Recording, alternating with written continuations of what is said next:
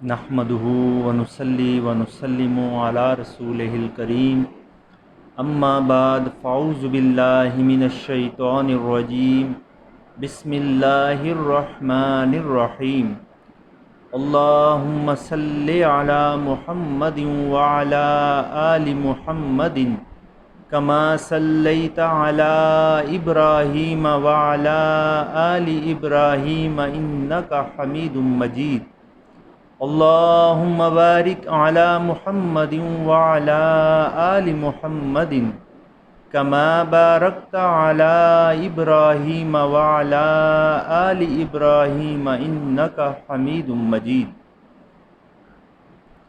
ناظرین و سامعین، الحمدللہ آج اللہ کریم کے فضل سے سیرت خاتم النبیین صلی اللہ علیہ وسلم کی 12ویں نشست ہے۔ پچھلے بیان میں ہم نے مختصراً حضرت نضر بن کنانہ کی زندگی کے متعلق آگاہی حاصل کی، اور آج ہم حضرت نضر کے بیٹے حضرت مالک کی زندگی کے متعلق جاننے کی کوشش کریں گے۔ سامعین، منشائے الہی کے مطابق نور خاتم النبیین صلی اللہ علیہ وسلم حضرت نضر بن کنانہ سے حضرت مالک کی پیشانی میں چمکا، اور آپ کا سلسلہ نسب یوں ہے: مالک بن نضر بن کنانہ بن خزیمہ بن مدرکہ بن الیاس بن مضر بن نزار بن معاد بن عدنان۔ حضرت مالک بن نضر 12ویں پشت پر خاتم النبیین صلی اللہ علیہ وسلم کے جد امجد ہیں۔ سامعین، مورخین نے لکھا ہے کہ نضر بن کنانہ کی اولاد کو سب سے پہلے قریش کہا گیا، اور یہی اقرب الی الصواب لگتا ہے، کیونکہ نضر لوگوں کی ضروریات کے بارے میں ان سے دریافت کیا کرتے تھے اور ان کو پورا بھی کیا کرتے تھے، اسی لیے ان کو قریش کہا گیا، جو کرش سے ماخوذ ہے، اور اس کے معنی تفتیش کرنا ہے۔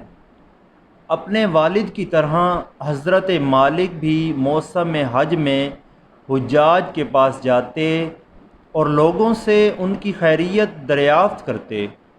لوگوں کو اگر کسی چیز کی ضرورت ہوتی تو وہ انہیں مہیا کرتے، اسی لیے انہیں قریش کے لقب سے نوازا گیا۔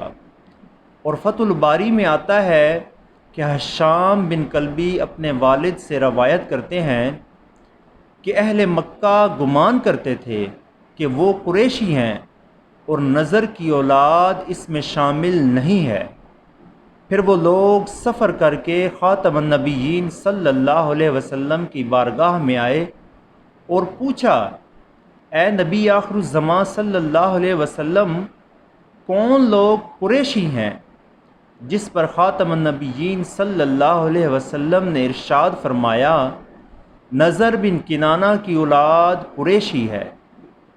سامعین، یہ مختصر سا تذکرہ تھا نبی کریم علیہ الصلاۃ والسلام کے جد امجد حضرت مالک بن نضر کی زندگی کا۔